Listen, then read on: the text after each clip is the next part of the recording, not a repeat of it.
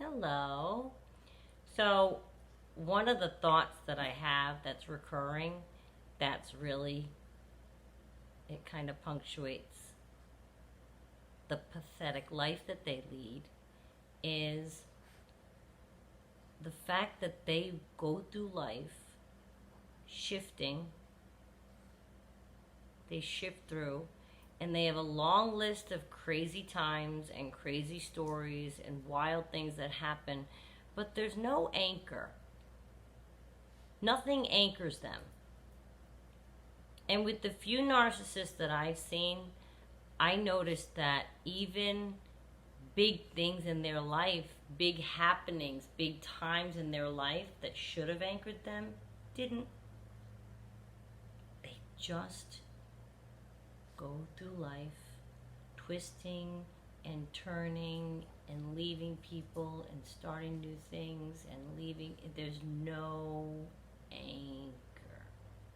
And you might say, well, there are some narcissists who are married 30, 40 years and they have that as an anchor, and then they go out and they're, philandering all over the place. Those people have an anchor. Do they though? I'm talking about inside. Inside, they must feel all the time. For somebody to be searching all the time for something, they've got to feel untethered to the earth. There's nothing holding them to anywhere of value in their mind. Nothing in their life represents anything valuable enough, important enough, significant enough to hold them in one place and make them not behave the way that they behave. Nothing. My narcissist had 3 grown sons, 2 ex-marriages, 2 grandchildren. Nothing held this guy down or in place or motivated him to behave. Nothing. How can you have 3 sons and you're a man? The father-son thing, I mean, come on. My 3 Sons was a TV show. How do you not have the joy in that and have that be your motivating factor to live a good life and be a straightforward person?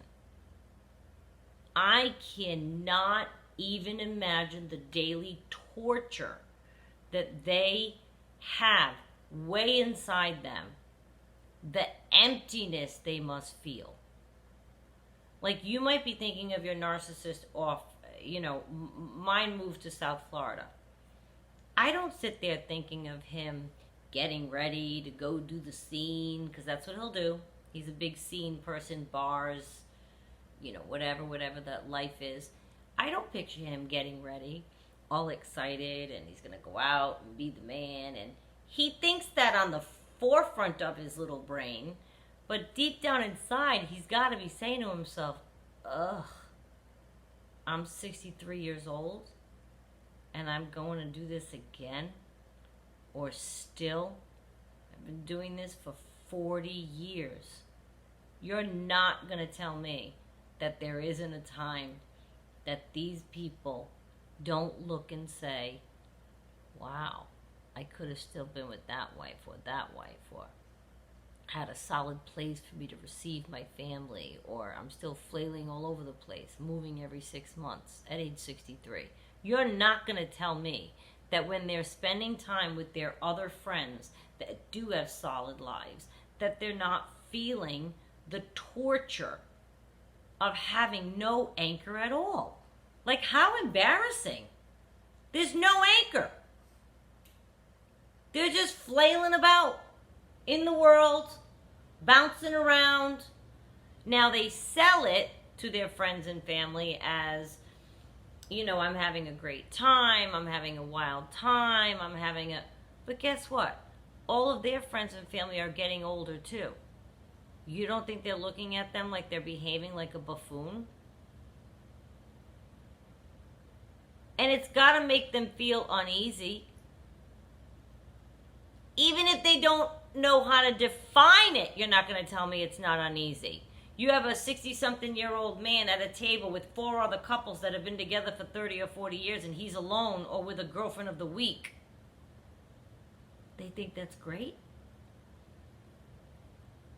You're not going to tell me that they think that's great deep down inside. When at night they're going home maybe alone, or at night they're going home with like a new person. Can you imagine the torture of getting to know a new person all the time? They got to go through all that love bombing. They got to go through all that every single time. I'd be exhausted. I would be wiped out. And I would long for, but I'm not them.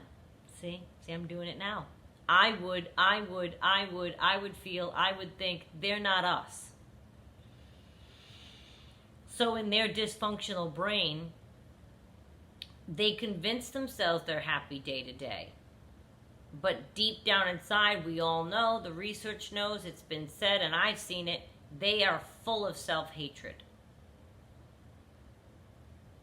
And they don't feel they deserve, I guess, the goodness that will come with anchoring your life. And they don't know how to maintain it. They do not have the tools to maintain what it would be, an anchored, solid life. They lack the tools. They lack the tools to have that kind of life with you. And I know that there were many a million times I said, why can't you just do this? Or why can't they do that? Or why can't they do? Don't they know they should behave this way? They don't have the same rule set that we do. They don't have the same mindset that we do. If you're a non-disordered individual, I hope that you don't go through life just slashing people up for your own benefit. A non-disordered, healthy individual, we go through life, we try to be respectful and kind, and we have anchors in our life, be it family, be it children, be it a business, be it a home you've had, a hobby you have, a golf league that you're on, anything. There are anchors in your life. Friendships. Not, oh, this guy called me, I knew him from when I was 12, and oh, this guy, no. Do you have some, I mean, it's got to be a circus. Their life has got to be a circus. Every single day, a brand new adventure opens up for them. And they handle life that way. What can I make happen in my favor today? Rather than have the anchor of love, family, friends that's solid and work on nurturing that and those things. They're out for new. Because, of course, they need a new audience. We understand that much, right? They need a new audience. Family and friends that would represent the anchor to them, we've heard their stories. We've laughed already. They've charmed us with that one already. They need new, fresh laughter, new, fresh admiration. You could revere your narcissist up one side and down the other. If he feels you've lost a little bit, which you'll demonstrate the second you challenge them, whether it's in love bombing or in mirroring or in your relationship, the second you challenge them, oh, no. They need somebody that just reveres them. So they're always going to go out and seek a new audience. That's where the not having an anchor comes in. They can't seek new audiences if they're home. Having a homestead, having a life, having a normal functioning adult life with responsibility and people in it and children you're rearing and parents you tend to or whatever. They can't have any of that. And how awful is that? I think of that and even if they don't know it, it's so sad. It's so sad. Like, don't think of your narcissist out there gallivanting, having the time of his life. He might be gallivanting, but is that the time of anyone's life, whether you're aware of your disorder or not? That at 63 years old, you feel like getting out there more and more and more all the time? You're not going to tell me that's the case. No way. I don't care if the guy's 33 years old. People get sick of going out and trying to make something happen in their life. And the normal, I say that again, human condition is to find love. That's the ultimate. We want to be paired with people. Ultimately. Not to say you don't take time like I'm taking time. But ultimately, if any of us say, no, I absolutely don't want to, I want to be alone the rest of my life, you're either lying out loud or you're lying to yourself. Because at some point, humans want companionship. And you're not gonna find that if you are not anchored and you're flailing all around the place. So you can think of your narcissist if you've left them. They are never gonna be anchored to anything. They're gonna be flopping around their whole life. Probably changing jobs, changing women, changing men if it's a girl, or men if it's a boy, and girl if it's a girl. People go everywhere now, right? It doesn't matter. Pronoun, your pronoun, doesn't matter. My point is, though, they could be flailing around with different people. They're going to be moving a lot. Everything's changing all the time. Nothing's anchored. And if there's an anchor of a family and they're gallivanting behind their back, well, I wouldn't call that an anchor. That's going to blow up. You don't think people catch on? The people in that family, the children, the mothers, the fathers, they catch on. I say this to you because I don't want you thinking that your narcissist is out there having the time of his life or her life.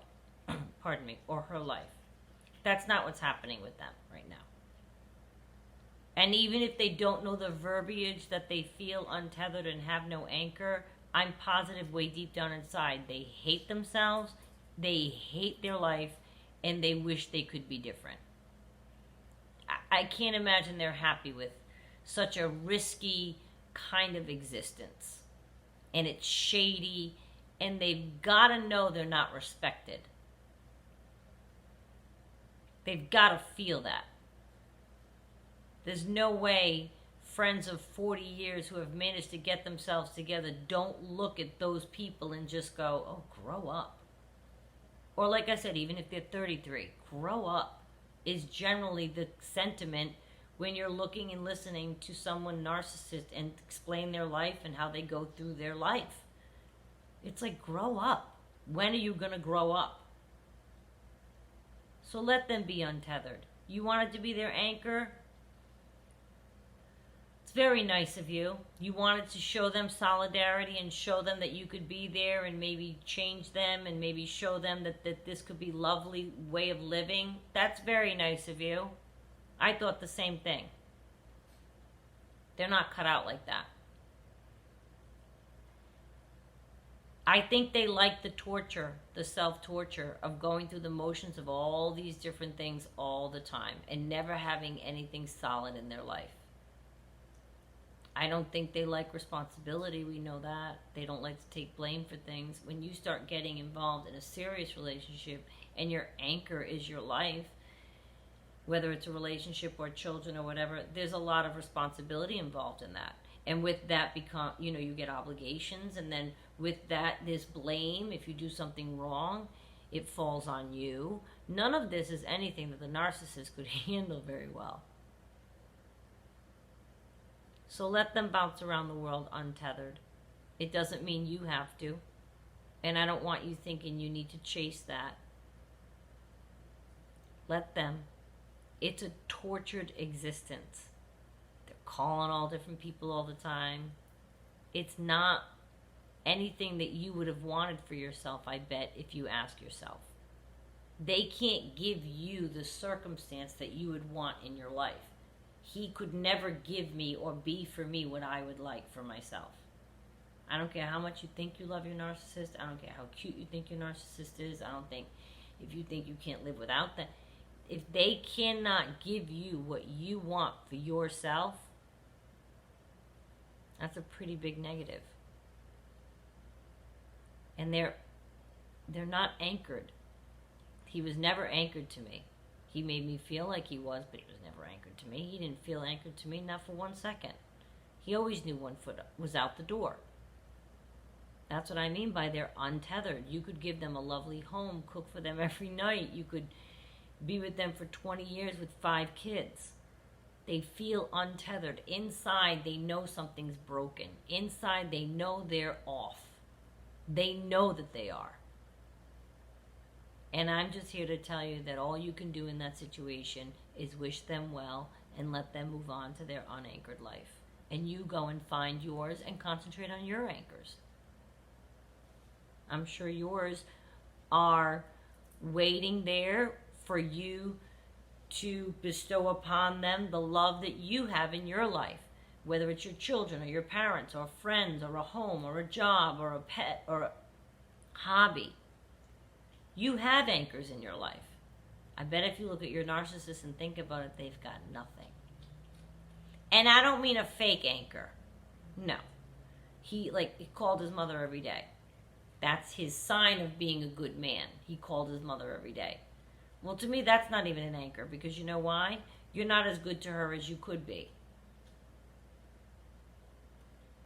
So I would look at every single aspect of your narcissist and ask yourself if there's anything about their life that you genuinely even really want to be a part of. I don't want to be a part of somebody who's not tethered to the earth, who's just all over the place. I don't want that life for me. They'll just drag you through it. If you do make it and you stick with them and you follow them and you do the, your life's going to be dragged all over the place just like theirs is. That is not for me. No way. So maybe be happy you're not with them anymore.